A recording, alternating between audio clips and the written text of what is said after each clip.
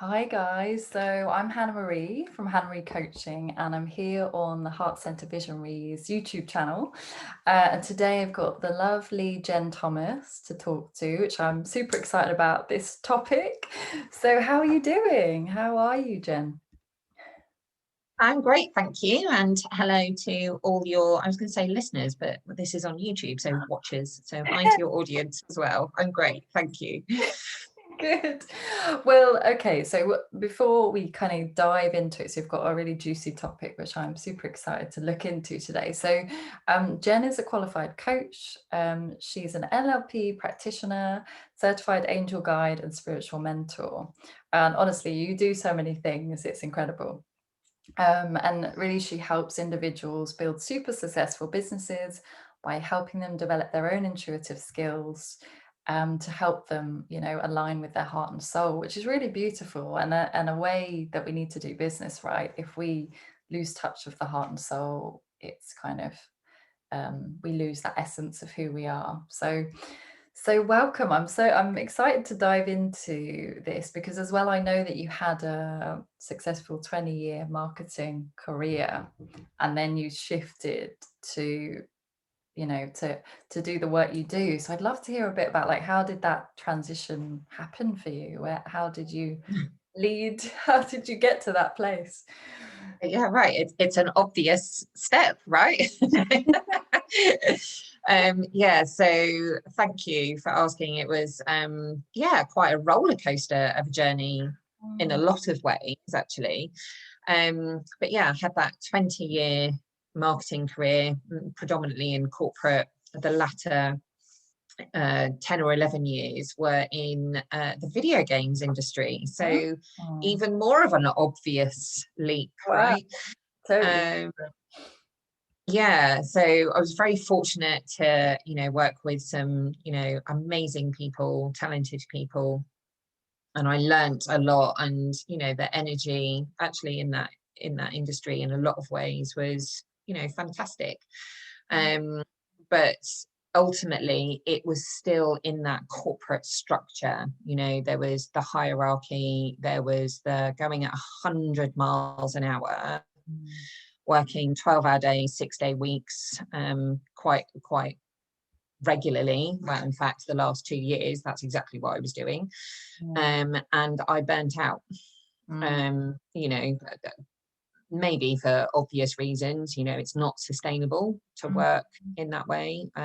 But also, I know for me now, in the way that I work, it was just incongruent to who I was as a person, because it was very ego orientated. It was very much led by head and commercial sense. mm, And that training and knowledge is invaluable to me now in terms of running my own business, but actually so is my intuition and being guided by my higher self. And in fact, for me, I lead by that first, mm. and then apply the kind of logic and commercial sense after. So really, it was that burnout that enabled me to break free. Mm. And I'm incredibly grateful for that burnout, that breakdown, because it That must, enabled me to get here. yeah, it must have been intense. Like I haven't really worked too much in the corporate environment myself, but I do hear of that intense hours, working hours that are just not sustainable. And like you said, from what I know of you, like to not use your intuition must have been like you felt almost cut off from it. So, it's almost like sometimes we need those jolts of like, that burnout for you to wake up as much as it is really not nice, right? But it's kind of good that you had that awareness. So what was it then? Was there some sort of light bulb moment that you said, I need to pursue or look into my intuition in some way? Yeah, and I mean, as it is always the way, it wasn't really one thing, it was everything coming together all at the same time. But if I'm honest, I'd been on that journey for a couple of years already, Mm, and wasn't listening to my intuition, mm, wasn't listening to that guidance, because it was scary, or I wasn't used to, I didn't have confidence and trust in it, right? Because I wasn't used to it.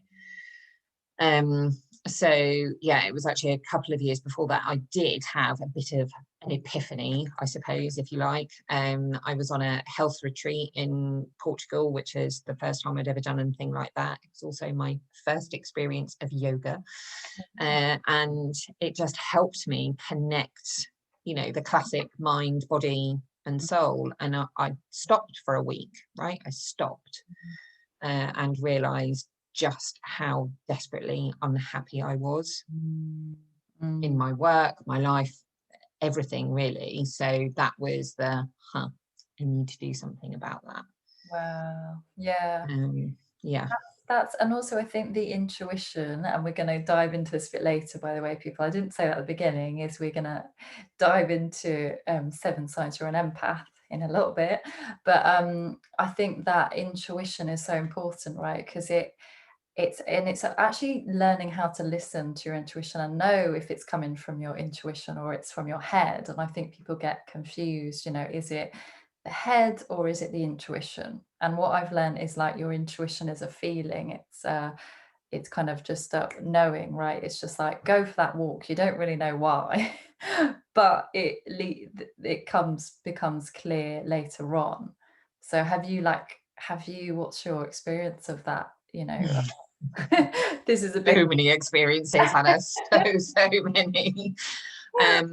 But I think, in that early stage of setting up my own business as a coach and NLP practitioner, I knew fundamentally that calling was about helping others. Mm, And it had always been part of who I was.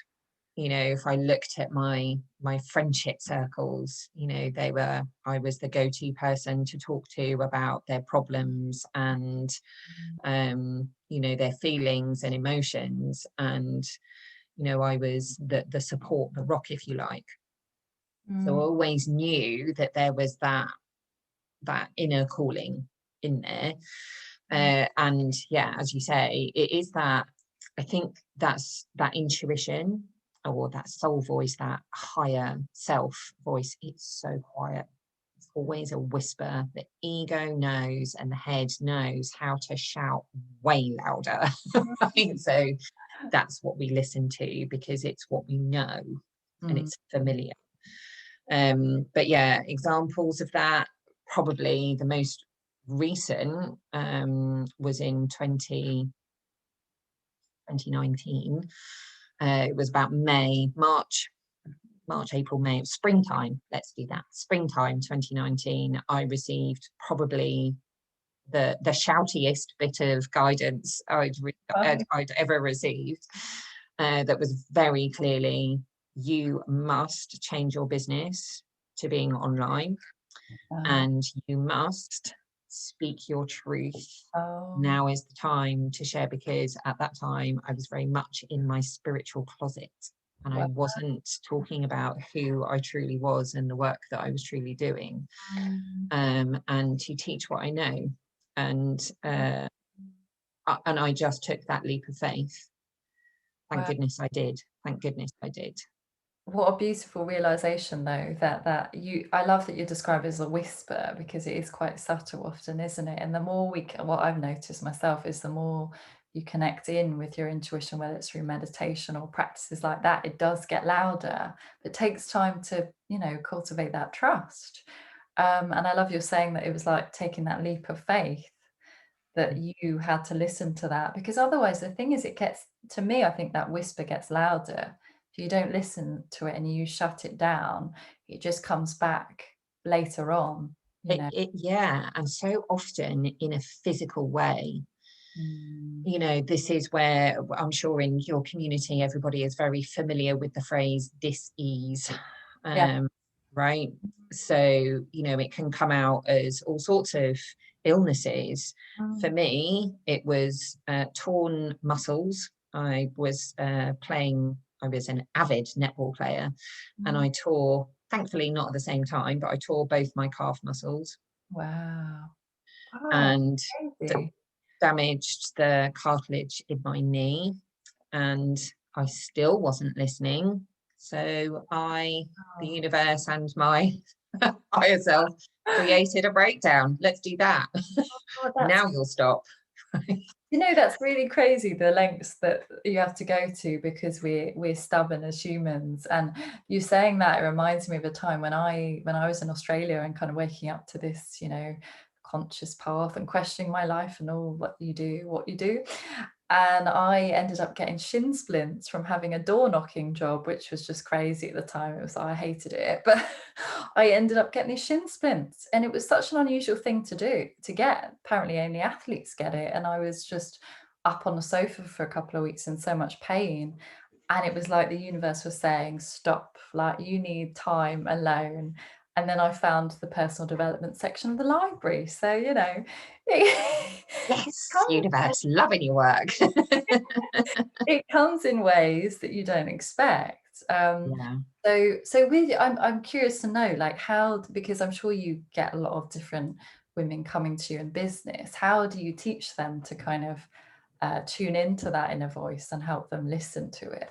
Yeah, so it's in my Soulpreneurs Club, that's exactly what we do. So there's an 11 module online course that my clients do, and then we have like weekly kind of support group calls Mm. to support that learning, but also to come together as a community and help each other and support each other. But yeah, I would say probably for me, because whilst always felt like I had that intuitive sense, Mm. I still didn't know how to listen to it. Mm. And for me, when I was in that very disconnected place, what I learned was just by walking out in nature, I Mm. was able to connect with my emotions, my feelings in a safe place. Mm. Because I used to find when I allowed any kind of emotions to come in and surface, they were overwhelming, Right. especially if I was sat, Mm. and indoors, I felt very claustrophobic, and then a panic attack would induce. So walking out in nature for me enabled me firstly to slow down. So I wasn't driving at 70 miles an hour around the M25. I mean, who does that? It was more like 30 miles an hour, right? Or speeding on a train into London, or dealing with 101 things going through my mind and therefore not connecting with how I was feeling. So it helped me to slow down. Then Mm. there is just the science of your eyes seeing green. When Mm. we see green, it's a very healing color and it removes stress. Wow, I didn't know that, because I always Right. see it as when I mean I love what you're saying about nature because it does make you present, doesn't it? And it calms you down. But I always think of it as green as like being the heart chakra. Don't know if it's connected, but I Yeah. you're It's saying that that. healing color, right? Yeah, yeah. So, and then the second thing was then, and I do this now after so I walk out in nature every day now. Mm. And then when I come home, then I do the meditation, because Mm. you are so connected in then with, your heart energy and your emotions and your feelings, and that inner knowing then can come through. That's beautiful. Yeah, Yeah. You're setting up that safe space. And I think from, the let's say the highly sensitive women that I work with and the empaths, which we're going to dive into, and I'm sure you've seen this, it's like because we're so used to being in our heads, we've shut down the feeling. So when the intuition comes, we kind of don't trust it, or we think, oh, well, that's just my mind playing tricks. Whereas actually it is your intuition, but it can take ages to kind of strip away those layers of the onion to actually hear it clearly. Uh, absolutely. and Yeah. do you find that with women or yourself? Um, have you kind of had? I bet you've had moments where you hear your intuition and then you ignore it because again you doubt it, right? There's that doubt that Yeah. we get. Yeah. Bet you Yeah. have. Of course, because so our ego will always try and take the lead, right? Because fundamentally we are built on fight, flight, or fright and freeze syndrome, right? So we've got, and that's where our ego and our caveman brain are running the show. And we're very much in our institutionalized, conditioned society. We very much have that reaffirmed on a daily, hourly basis. So when, you know, ego is taking over and fear is essentially running the show, that's the loud, shouty voice, right? So even when that loving intuition that feels lighter, brighter, you know, I used to see like gold sparkles around me when I would forget that. The fear energy is so loud that, and that voice is so loud that we have been taught to dismiss it, right? We've been taught to dismiss, you know, that gut instinct. It's kind of, have a gut instinct, great, now prove it. Which for me was in my probably biggest challenge in that corporate space, because, you know, I would know that inner knowing, that sense, that feeling, this isn't, you know, this project isn't going to work, or we need to look at this different area. And unless I could come up with a fact-based rationale, analysis, spreadsheet, PowerPoint, and, you know, you name it, there was a hoop for me to jump through before anyone would trust in, including me to a large extent, what I was feeling, right? So interesting. And I think you said before, which is so true, having that inner knowing, even though it doesn't make any logical sense to you at the time. And then after the event, you're like, oh. Yes. Wish I'd listened to my gut. Totally. I mean, there's so many, I'm sure you can share loads of experiences, but I've had that so many times where, you know, intuition just says you need to do this. You think, why on earth do you need to do that? And then you meet a person that opens an opportunity up, or it's like right place, right time, and it's always guiding us. But it's like, we need to learn to trust it, which can be the hard part of it. So yeah, it's especially like you're saying, as intuitive women, you know, that is our superpower. I see it as your intuition is your. Well, I do now, yes. You see it now. So that kind of brings us round to, you know, because you're clued up with being an empath, and you are an empath, and I relate to that, and being highly sensitive. I know we've talked about this before, but that's something I feel really passionate about, because I know myself I've struggled with being highly sensitive and not knowing what it was. And I've always kind of shut it down and thought, oh, you know, well, that doesn't matter, or my feelings don't matter. And it kind of, it numbs you, right? When you don't acknowledge, but when you recognize you're highly sensitive, and it's not to get identified with it, it's just to say, oh, that's me, and I know I need alone time, and I know that I can't do social things every day of the week because I'm going to get overwhelmed. So I'd love to dig into this, because you know a little bit about this. So how can you tell, and you were saying, how can you tell you're like an empath? Because I mean, there's many things out there and it all gets a bit confusing, I think. So are there like signs that we can So yeah, I mean, as you said, I mean, I only realized that I was an empath probably, I don't know, 18 months, 2 years ago. So, you know, really recently. You know, to me, I knew I was a sensitive person, and I knew that I could, you know, sense the energy of a room or how other people were feeling. But to me, like, well, I just thought I was highly empathetic, right? That I could listen to people and that I cared about people. It never occurred to me that not everybody was like that. Yes, that is the key piece, isn't it? Right, because you're born that way. That's how you are. You're just like, oh, not everybody's like that. Wow, it was such a revelation. And at that kind of revelationary point, I was really looking at some common traits that I could see in myself, and then mirrored in my clients as well, who were all empaths. So, and there are loads out there, but there are 7 that I looked at as really, the kind of core Mm. signs that you're an empath, if you like.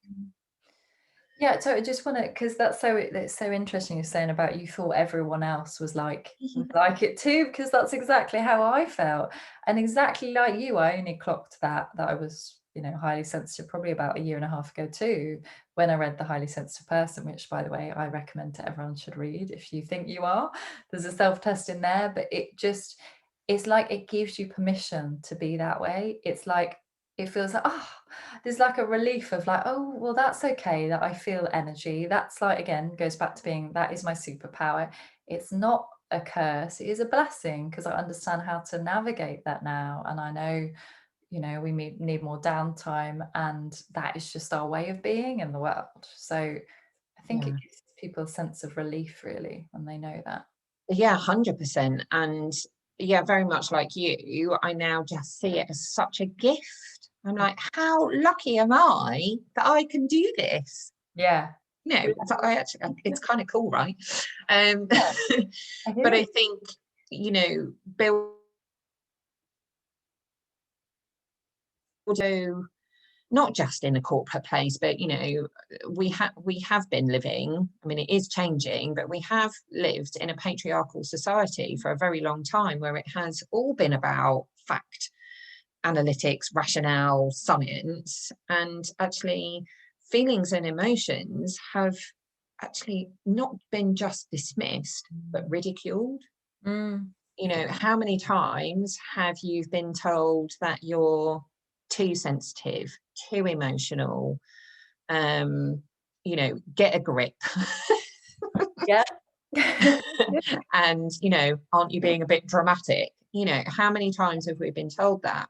Mm, And, yeah, kind of ridiculed for it and belittled for it. And that kind of your feelings and your emotions, as we now know, are our guide, and an incredibly powerful guide.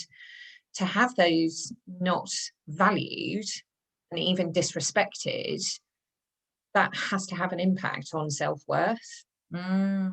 Oh, right? definitely. Yeah, and how we value and perceive ourselves and our gifts and our superpower. Mm, Keep mm. talking about in Soulpreneurs Club, actually. I keep saying that I'm going to get some capes. I'm going to have like superhero capes, Love right? Because it is our that. superpower, right? Yes, honestly, I'm so with you on that because I'm sick of like this world, like you say, patriarchal, and it is changing. But I do get frustrated when it's all like, oh, all about the goals and all about the masculine energy. And I think what you're saying about emotions and our feelings, that is like the feminine. And we've shut that off and we need to reconnect with it.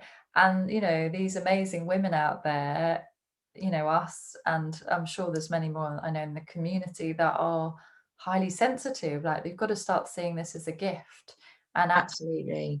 feeling more confident about it. As you said, it can affect your self-worth if you don't understand that is a thing. And that, I used to get really overwhelmed at school, and I was just called shy a lot. I had that label put on me a lot. She's shy, she's quiet. And that probably makes you shut down even more, right? Because you're not understood. So Mm, mm. that affects you growing up, and then you probably go a bit more into your shell even more because it's safer, isn't it, to just be withdrawn and be quieter, which, Right. you know Although I went the other way, interestingly, because Ooh. I was incredibly shy, and quite introverted. And I went the other way. I tapped in and dialed up my masculine energy to Right. such an extent Mm, that I was more in my masculine than I was ever in my feminine. And wow. I came across actually as super confident, super extroverted. Mm, And I created that persona and coping mechanism mm, to be able to survive and thrive to some extent in mm. the patriarchal society, right? Wow, that's incredible. Like it's like almost like a persona you were stepping into. And how was that for you at school? Was that at school when that happened? Um, latter years of school, and because I think at school it's quite challenging because you are as soon as you start school, you're essentially put into a box and labeled, and then you kind of perform to play that role. Yeah. And I think it wasn't until actually my brothers left school and then I wasn't kind of overshadowed, I had an opportunity to be me. Plus, I was growing up and my hormones were going bonkers, right? That, that helps. Yeah. But then I really noticed it when I went to university, because I moved away. I was away from family and friends, and you can almost create an entirely new persona, right? Nobody knows me, nobody knows my history or how I have been labeled previously. Yeah. Yeah, and I think I just embodied that or took advantage of that opportunity. But for me, it was very much using and tapping into that masculine energy in order to survive and not be bullied. Wow, that's like, it's just so interesting how we do these things when we're younger, because that's the way to function, as you say. So it was easier and probably felt safer for you to do that than to go into the sensitivity. If we're told we're too sensitive or too emotional, then it's safer to shut it down, isn't it? So for women, like if they think they're empaths, what are the signs that you can tell if you are an empath? Yeah, thank you. They're great. They're so cool, and I know I can sense actually using one of my signs that people watching this are going, "Oh, that is so me.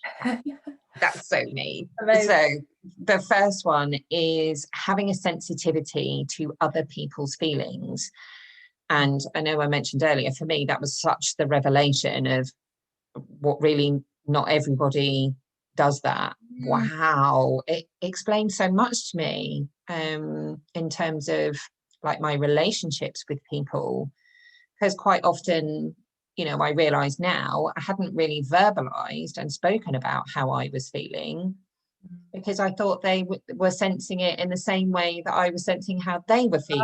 Right, right. Yeah, that's so interesting, because you just thought they understood consent Right, you were feeling. right, So why communicate? Yeah. right. Why talk? We could just sit there and so. And on the very, obviously, there are scales, right? I certainly don't want to start putting people into boxes and labeling them. But, at the higher end of the scale, or further end, or whatever, where you want to view it, is that you can then also pick up on how other people are physically feeling. Oh, okay. So that would be a physical feeling that you. Yeah, so and it's usually pain, right? Because it's such an intense feeling.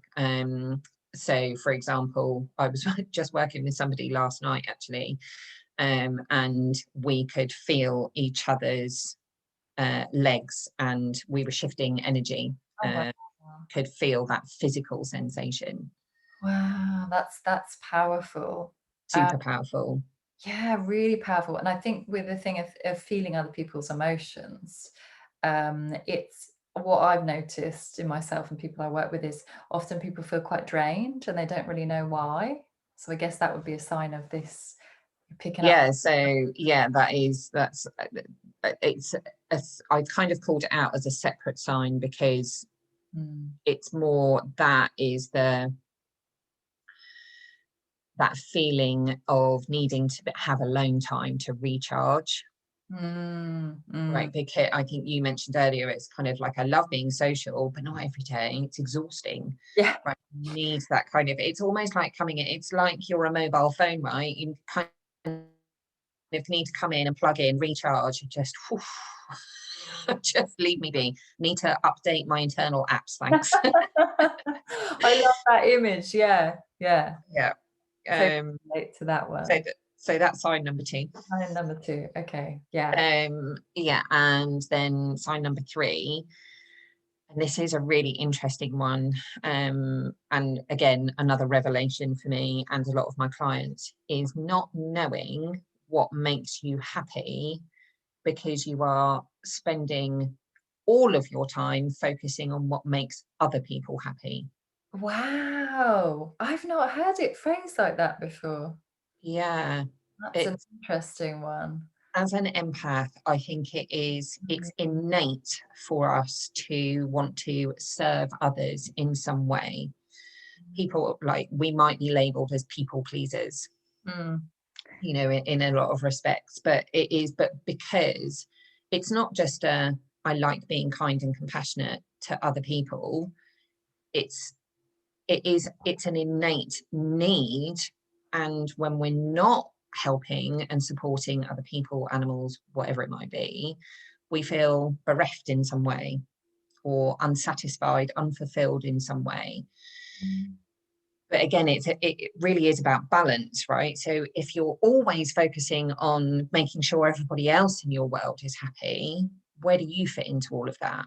mm. Because there is, and we talk about this on the daily, I'd say, in soulfulness, of, if you're not looking after you and your needs and your happiness and keeping your vibrational energy high, how can you possibly be able to create that and allow that for other people? So you Mm. must come first.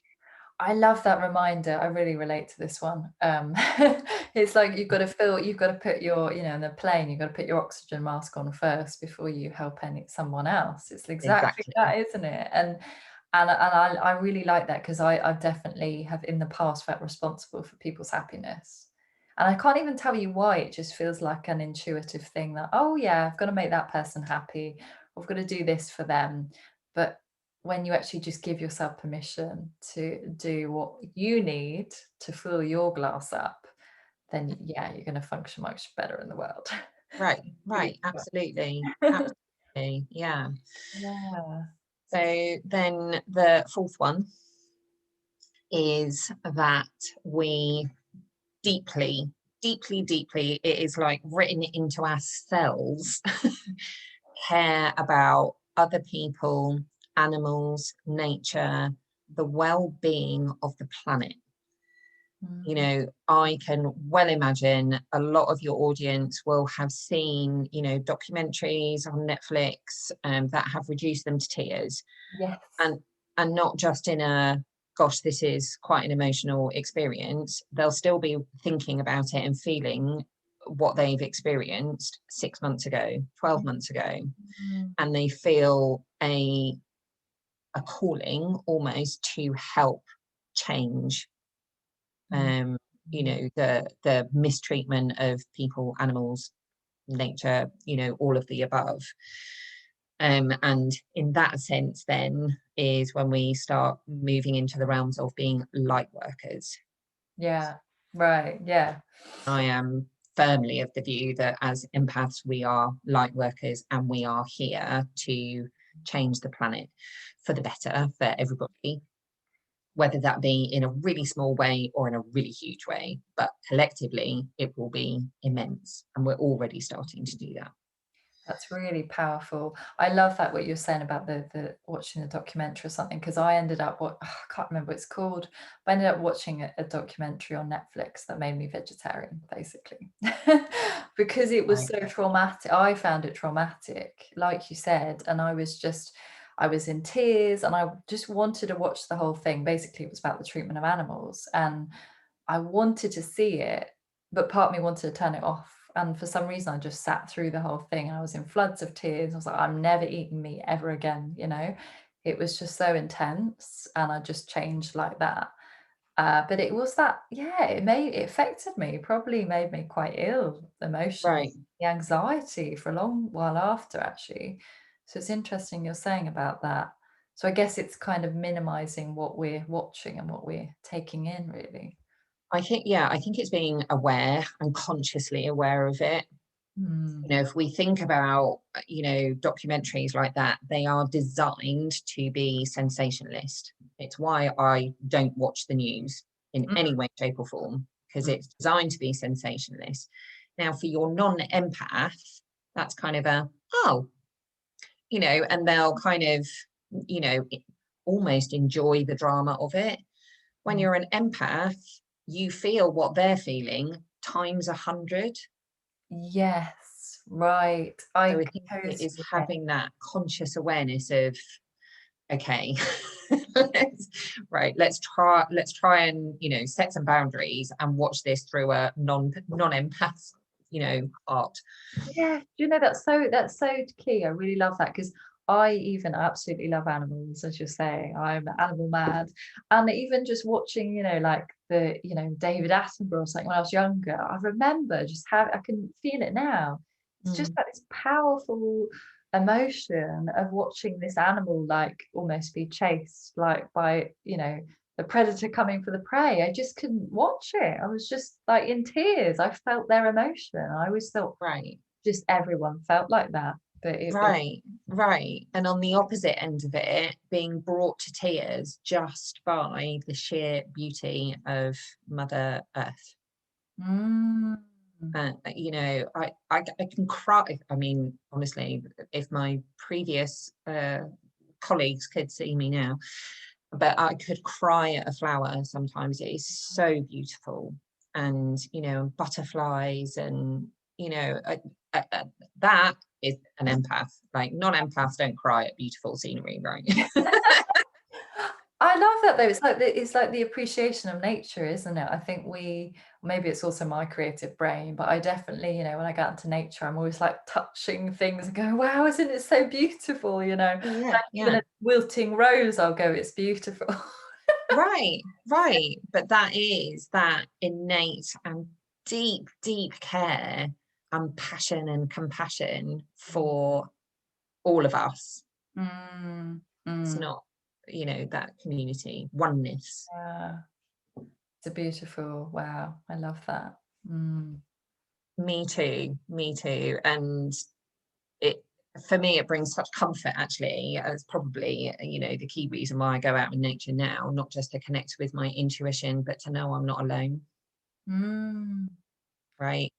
You know, I refer to the trees as my brothers and sisters. mm. I refer to animals and insects and water life as my brothers and sisters. That's beautiful. That's such a lovely vision. Yeah, I think nature is healing, as we were saying before, but it also is like that. What going back to that oneness you were saying, it does connect you with the world, right? Just being in nature, and we need to do it more often. Right. And that is where our superpower comes into its own, right? I know myself. I'm telling myself now I need to get into nature more often. Yeah. I'll message you on the Yeah, daily. I'm just out for my walk, Hannah. you. Yeah, thanks for the reminder. Yeah, it's um, so important. so there's just three more signs I wanted to cover then. So this is such a one, and it is intrinsically linked to all the others. But it is how many of us as an empath have listened to, carried other people's stuff for them. Essentially, they dump on you and feel loads better and you help them, and then they move on with barely a look over their shoulder. Yes, can relate to that one. Right, right. And Wow. they might say thank you, but that's it. You know, it's almost you can't see them for dust, right? Yes. And we don't do it for reward or recognition or acknowledgement or gratitude or anything like that. We do it because it's who we are. Mm, mm, But it is that draining element of, because if you're not consciously aware and you're not managing your gift and your superpower in a way that works for you, then we can give way too much, yeah. way, and we'll give all to help somebody else. I was gonna say that there and what thinks makes me think that maybe we're probably not good with boundaries then, are we? If we give a Rubbish. lot. Because I can see that when I've drained myself from different situations. And I've had it a lot where people have come into my life and I've had this really kind of soulful connection with them, you know, like quite a few friends. And then they've just kind of dumped their stuff, as you say. And I've always been there for them. They've called me and I've been really helped them through this traumatic time. They've just bloody buggered off. And I thought, Mhm. oh, that's Yeah, nice. yeah. You're welcome. So it is. I'd say it's really important that we have boundaries, right? Like, Super important. have you got any tips for that of how we can have boundaries with people? Yeah, so I mean, it's a daily practice this morning. So I do like an angelic protection kind of prayer and exercise. And actually in my Facebook group, it's a pinned video. I call it a heart bath. Oh, wow. That sounds So, delicious. oh, I love it. I love it. So it's a 3-step process. So I call in Archangel Michael to remove any cords of energy not belonging to me. Right. That's essentially the first thing we need to do is cleanse our energy. Mm. And that's why I call it a heart bath.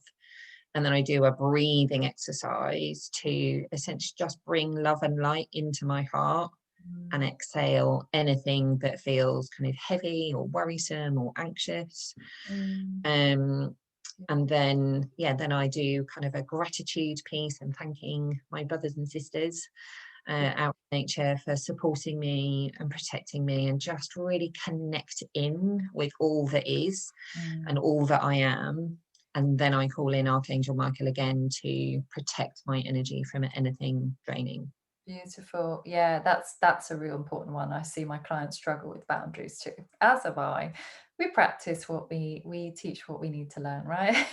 Yeah, So yeah, yeah. the Archangel Michael, I've done, just like I say, tell people to as well, just root into the earth. So as a daily practice, like a meditation, just imagine the roots coming into the earth to sort of ground Yeah, in. That really yeah, wonderful. puts, Yeah, wonderful. yeah. I've developed that with lots of other teachings and learnings. In my early days, I would visualize like a ginormous pink bubble around me. I Right. would visualize any kind of energy coming in that wasn't aligned to mine and serving me as well, that I would visualize it bouncing off a pink Oh, that's bubble. a good one. Yeah. That's really, I think we really need to be important. We really need to do this as every day, as you say. It's so important for us all, Right, women. which is the perfect segue to sign number 6. We find it impossible to say no, Yep. and Yeah. also just leaving it at no. If even if we find a way to say no, then we immediately follow it with, but if you ask me in a few days, or I'll find somebody else who can do it, or Mm. actually, and then suddenly we'll talk ourselves into then saying yes. Right. The other person may well just be there, like, just listening.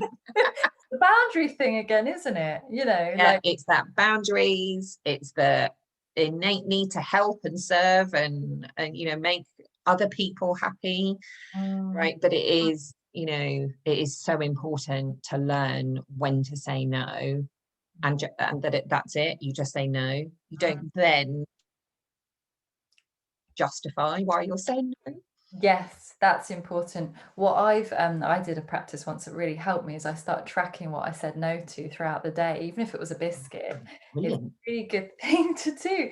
So I just recommend to people is you can get a notebook and, maybe 3 times throughout the day, twice a day, just check in with yourself and go, well, what did I say no to today? And it could be, I said no to a biscuit. How empowering is that? It's Yeah, but those amazing, biscuits, they talk loudly. right? Exactly. So does the cheese, and so does the wine. Right, exactly. I know. But saying, as you said, it reminds you, and I guess it's where our focus is, energy flows. So, like you've said, with all these signs, it's really important that we prioritize our self-care. And I've heard this said as well, is saying no is actually saying yes to yourself. Yes. And to remind Love everyone that, Hannah. that. Yes. Because if you're saying no to an invitation, when I used to live in London, I used to pack my diary, social things, and get overwhelmed. So I realized when I said no to going out for dinner or something, I was saying yes to myself, and I would be nourishing myself with whatever it was I was doing for me. So I felt Such better. an awesome self-love and self-care practice. Yeah. And in a business sense, I also like we talk about this in my 5-day immersion actually, for Soulpreneurs Club, that it is that we end up in business saying yes to clients that we know we should say no to, Oh, yes. right? Oh yes, oh yes. Right. But so the way that I help my clients and myself to be able to say no to that client is that you are then saying yes to a client who you can help and who will benefit from your work, right? So I you're love saying yes to a future client who needs you. That's a really good reframe. I love that one. Yeah, because often, again, it comes back to the helping everyone. You've got to help everyone as an empath. But as you said, You you're can't. And it is recognizing it. You know, as an empath, we want to save the world, right? yeah. In a week. But we have to recognize that A, we can't, and B, we can't do it on our own. No, and we don't have the energy to do it, right? No, that's why there's more of us coming together, right? And why we're all connecting in a, you know, stronger community. Yeah, we need each other. We do. Yeah. We do. Amazing. So, and was there like one last one? One last one, yeah. So just before I leave you, so this is my favorite one, and when I share it with other people, they're like, huh. Well, that as an empath, we find it really odd that other people can't see the truth. Oh, yes. I like Right, that one. Yes. right. Yes. We are known to known to humanity, right? We know when there's bullshit in the room. We we know, even though we're trying really hard.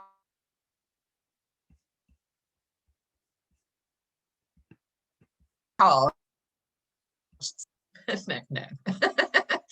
That's complete and utter bullshit. And I know it has really become quite prevalent throughout this pandemic. You can really sense what is fear-based rubbish and what is erring more towards truth and honesty. I love And it is that proper incredulousness of, you can't see that, or you can't feel that, you can't sense that. right. For us, it's just so obvious. So clear. I love Yeah, that one. It's like we have a bullshit radar, and it's like, oh, I think it's like we want to see the good in people, but we also recognize when something feels off. You know, it's just that right, knowing again, isn't it? So right. Yeah, that's the intuition, discernment. Yeah, amazing. Oh, so thank you. There's so many things. I've had so many light bulb moments there as well. Like there's so much in this, and I hope that's really helpful for you guys watching and listening, because that is super, super insightful.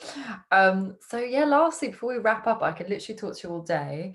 Um, how can people work with you, Jen? And how have you got anything coming up that you'd like to share with us? of course. Yeah. So, yeah, people can connect with me right now on Facebook in my Healing Hearts Club, which is a private group, which is spiritual development for beginners. It's very light-hearted, it's fun, but it's a community of empaths. So everybody's welcome in there. And then I think I've shared the links with you for all of this as well. But I'm also running my next free 5-day immersion, which is where people, business owners, soulpreneurs come together with me for a 5-day period. Don't worry, you're not working for 5 days in that sense, but you know, you get like some guidance from me in the morning. You have the day to do what you will with it, and I'll feed back on it as well. And then I come live every evening to, yeah, just help look at 5 unconscious beliefs that can hold you back in your business, that are intrinsically linked to the patriarchal system that we've, as empaths, grown up in. And I help set you free from that so that you can move forward in your business with clarity, purpose, motivation, and feel supercharged. Beautiful. That sounds amazing. Like I want rehearsed to that. do it. So, and that's starting on the 16th of August.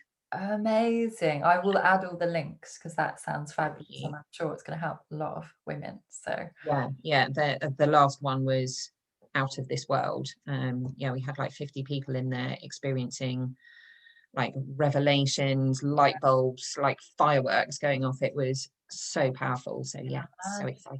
and also when you're in that community, it helps to, like, once somebody has a light bulb, somebody else does. It's just a Right. ripple effect, isn't it? So that's really amazing.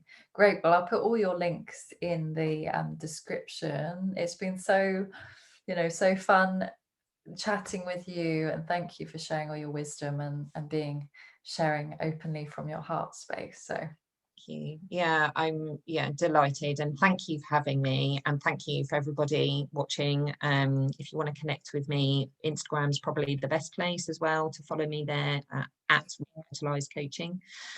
amazing. But Because thank you for this space, and thank you for the light bulb moments. my pleasure. I'm so grateful. And just one last, because I know we have running out of time. So one last bit of wisdom you'd like to leave people with.